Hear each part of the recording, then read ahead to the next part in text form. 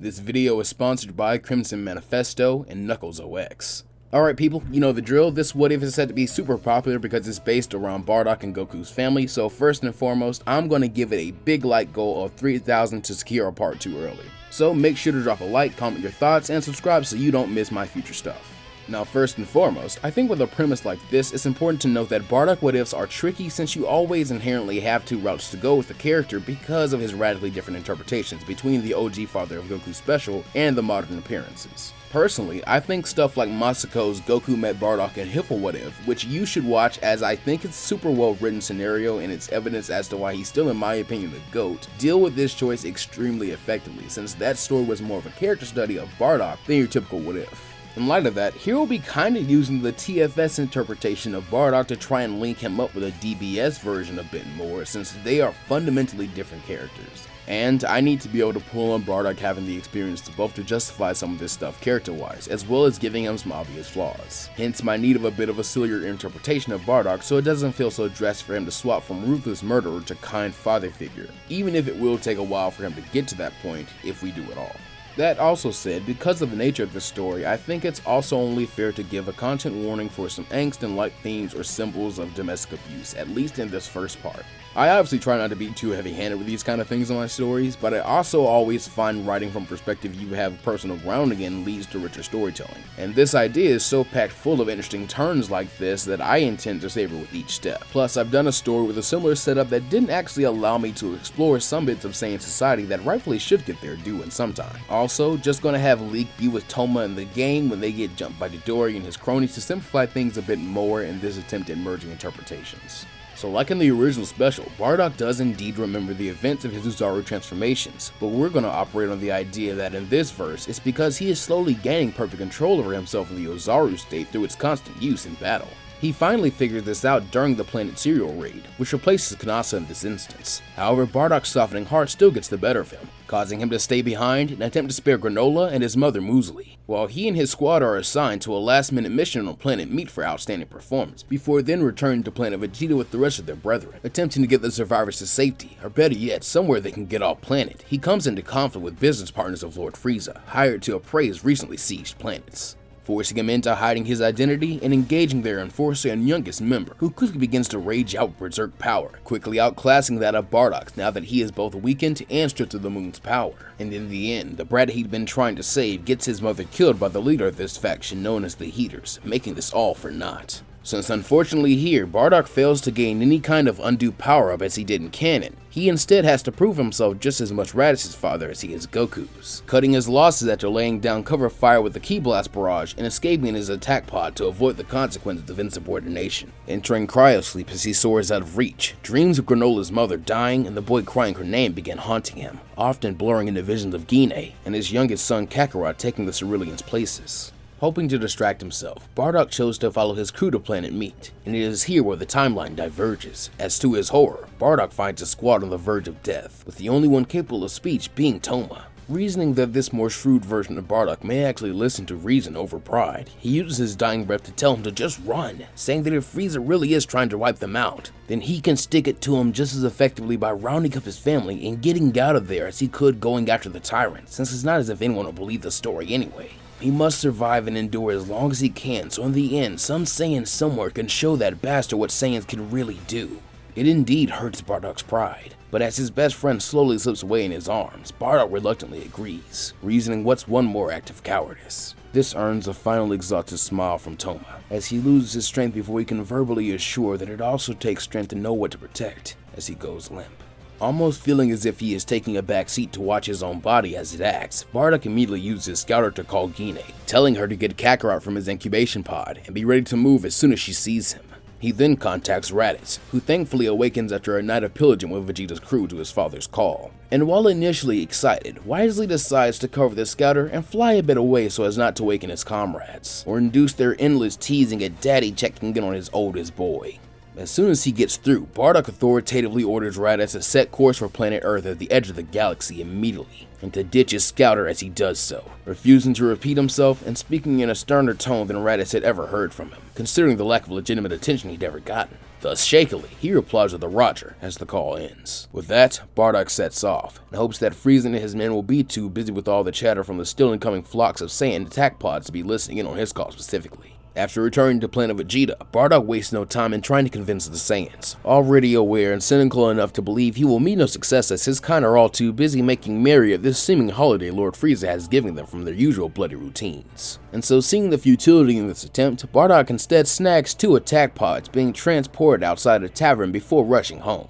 where Gine is surprised to see him back so soon. Nonetheless, she is instantly able to tell something is wrong by how tensely her mate's tail stays tied around his waist, as he grabs her by her shoulders and tells her of their impromptu desertion. Having no love for the Frieza Force, or even most of the other Saiyans who've shunned and ridiculed her pacifistic nature, she doesn't really hesitate all too much as Bardock begins shoving her and Kakarot into one of the pods with little explanation on where they'd be going, even as the toddler begins to cry hysterically and has to be soothed by his mother just as their pod takes off. After inputting the same destination, Bardock prepares to set off himself, but hesitates briefly, wondering if they can really escape with just the incoming Saiyans as a distraction. So here we find Bardock, standing outside his pod as it hovers a few feet above the ground, before he grimaces at the thought of using another cowardly tactic. But in the end, he swallows his pride again with a mutter of endure and survive. He then puts every ounce of power he has into a ki blast, which he focuses intently on positioning far away from himself before collapsing back into the pod and allowing it to complete the launch sequence. A moment later, a huge planet-shifting explosion goes off many miles away as the ki blast falls, with Bardock's final thoughts before unconsciousness claims him being that this will draw those idiots' attention long enough to let his family sneak away. Speaking of which, in her own pod, Gine cannot sleep in spite of the vessel's hibernation function, her eyes darting between Frieza's mothership, which is drawing ever closer, and the explosion back on the ground, which he had feared for a moment was an attempt to shoot down her and Kakarot. Thankfully, this fear had been quickly allayed, though in his place had come a question: what has come over Bardock to make him act so unsaiyan-like? Gine knows that the answer cannot be found in this pod, and so as she joins her toddler son in sleep, hushing him and holding him to her chest, she soon finds herself lost in dreams racked with grief, guilt, and confusion. Thanks to Bardock calling him so urgently and seriously, as well as Raditz himself being a hasty coward who felt no compunctions about abandoning his comrades. The eldest son of Bardock and Gine is actually the first to arrive on the planet his father had chosen as their refuge, though even still it had taken him several weeks to get here. In a testament to his cunning, Raditz had broken off large chunks of his armor, which he had blasted along with his scouter before leaving, making it appear as if he'd been ambushed and wasted by survivors of the planet he and his squad had pillaged. A story he had no doubt Vegeta and Nappa would believe, considering how frequently they belittled his power level. This could also be used to justify his missing attack pod, as his miscreant killer would likely need a way to sneak off planet before the Saiyans cleaned up for Frieza's brokers to come through and begin pricing appraisals. But unbeknownst to Raditz, this extra level of cover is not even necessary, as word of Planet Vegeta's destruction quickly takes most interest off the lowborn warrior's disappearance, with him all but slipping from Vegeta's mind while lodging himself somewhere in the corner of Nappa's, mostly due to the big man feeling a slight amount of guilt for not taking the young soldier under his wing now that they were so few in number. However, creating such a masterful scheme has left Raditz both hungry and in desperate need of a nap, though even still, he does not relax, as during their brief call, though he was curt, Bardock had mentioned his dear mother and baby brother should arrive shortly after Raditz himself, compelling the boy to stand guard over them until his dad could arrive, with him deciding to secure the small area that he'd landed in. He does this by knocking down a few trees to create a big clear spot for the other attack pods to crater, and even roasts a few animals as provisions to stay his stomach while he waits. Not long after this, the telltale sound of another pod incoming fills Raditz's ears, followed shortly by another hot on its trails, with both landing a bit away from Raditz's impromptu camp on the mountain. Over with the new arrivals, Gine and Kakarot are fairly slow to wake from their cryosleep, though in contrast, Bardock, having gotten a good bit of rest over the weeks of travel, is still manic when he awakens. The ravenous sense of self-preservation Toma lit in him still blazing as he bursts from his pod. Not seeing Gine or Kakarot, he storms over to the other pod, impatiently damaging the door to open it faster, before roughly pulling her and his youngest out while they're still half asleep. This obviously wakes and upsets both, with Gine finally having had enough and demanding her mate explain his actions to her now. However, in that moment, Bardock's eyes are only on the pods, with him wordlessly using a massive ki blast to destroy the vehicles, for fear of there being onboard tracking systems, like he and his buddies used to jokingly theorize about amongst other conspiracies. Regardless, none of that matters now, as he wouldn't be taking any chances, though before he can make any other moves, Gine snaps at him once more to answer her, and this time he does, bluntly laying out everything at a feverish pace, which overwhelms Gine before demanding that she strip herself and the boy down, since they don't want any surviving evidence tying them to the Frieza Force. This only further confuses Gine, and more so Raditz, when a moment later he reunites with his family, only to walk in on his father appearing to have lost it, as he strips off his damaged armor and throws it into a burning fire, while nakedly raving about all kinds of things he is far too angry and upset to make any sense of. But to Raditz's horror, he quickly realizes that this fire is actually the pods, and so angrily questions why his dad would destroy their only means of transportation off this dirtball. This question almost eerily calms Bardock, as he can now much more eloquently state his reasons for the fear and thoroughness. Though his manner of speech is different, Gine notices, like he is talking to his bickering and bantering squad of fellow Saiyan soldiers rather than his own kid. When done, he orders Raditz to show him where his pod is, and then join his mother and brother in getting rid of all his Saiyan stuff. But here, Raditz is adamant about not wanting to ditch his pod, wagering the risk of tracking worth it to be able to get off-world in an emergency. However, Bardock is willing to brook no argument, and so asserts that if Raditz wants to act like the superior warrior and question his orders, then he can nut up and challenge him like one. Hastily, Gine asserts that this is unnecessary, trying to defuse the argument, but feeling that this is now a point of pride, and more than that, having for the first time lost some respect for his father with how insane he's acting. Raditz unwisely accepts, charging at his father with his full power, while his mother screams for him to stop. Subsequently, Bardock decides to hold very little back against him, abusing his massive advantage in speed to intercept his son's charge with a back fist that sends him crashing into a boulder on the mountain hard enough to crack it in half and knock him out, leaving a concerning amount of blood leaking from his head. While such fights are more than common within Saiyan society, the sight of her son, her baby boy injured by his own father, causes something to snap inside Gine, as a surge of rage suddenly boosts her meager power level from its usual 500 to almost 750. While it is still a measly number compared to Bardock's, the sudden assertive and violent spirit Gine confronts Bardock with stuns him, allowing her to beat some sense into him and sober him up from his manic state, before he finally catches her next punch and pushes her away to end the assault, spitting a bit of blood from the slight damage her many blows did. Bardock looks between Raditz's prone state and Kakarot's crying one, before finally agreeing to honor his elder's request, though he will at least be giving the ship a thorough inspection and disabling anything which comes off as suspicious like a tracker should he come across it. Part of that fire in his eyes dying out, thankfully, Gine thought. Now that everyone is at last calm, the family prepare to make their next move, whatever that may be. Though before they can, an Earthling suddenly appears through the tree line, curious at the sight of the monkey-tailed group, yet obviously not hostile. However, this does not stop Bardock from trying to end him preemptively, his instincts as a planet conqueror telling him to kill all locals on sight, forcing Gine to step in to save the man's life. And reluctantly, the scarred Saiyan quickly concedes the point, causing Gine to feel a sudden mix of emotions, as that fire from before now seems almost completely snuffed out, with Bardock suddenly appearing listless and distant. On one hand, she is happy her mate doesn't press the issue, though on the other, she can't help but feel concerned about what has become of his fighting spirit. All the same, she greets this Earthling with a smile, giving a heavily edited and condensed version of their story, and in turn, receiving an offer to give them shelter, food,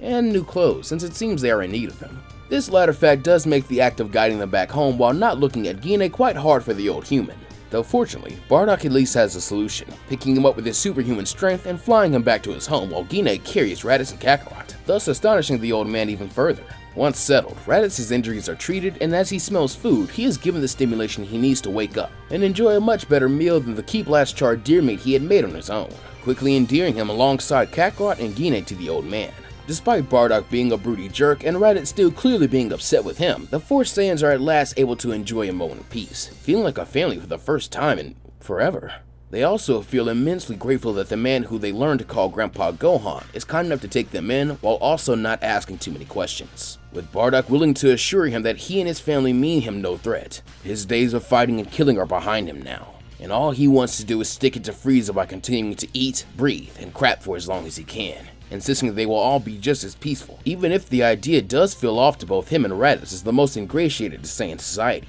Grateful for this assurance, Grandpa Gohan is happy to provide the fam with a stable hideout, comfortable clothing that works well for fighting, and other supplies, with the Saiyans quickly adapting to life on Earth in a few weeks, with Gine throwing herself wholeheartedly into supporting Gohan's household, while her boys enjoy playing and roughhousing together. But Bardock, though, is mostly taken to moping around, taking no vigilant enjoyment in either the good food or the peaceful nature, confirming quickly to the other adults in this newly formed household that he may be depressed. However, as with all changes in life, this adaptation has its growing pains, with one of the most startling being the lesson not to stare up at the moon. This is one Kakarot and Raditz are forced to learn the hard way. As one evening, while exploring their mountain playground, young Kakarot accidentally looks up at the full moon, and once he grows transfixed. And when Raditz sees his little brother staring at something he can't see, he does as any child would and looks for the source, his own eyes soon falling upon the celestial body. Back in the house, Grandpa Gohan soon finds himself awoken by what he can only assume is an earthquake, and so stepping outside to investigate, he comes face to face with a sight he never could have imagined.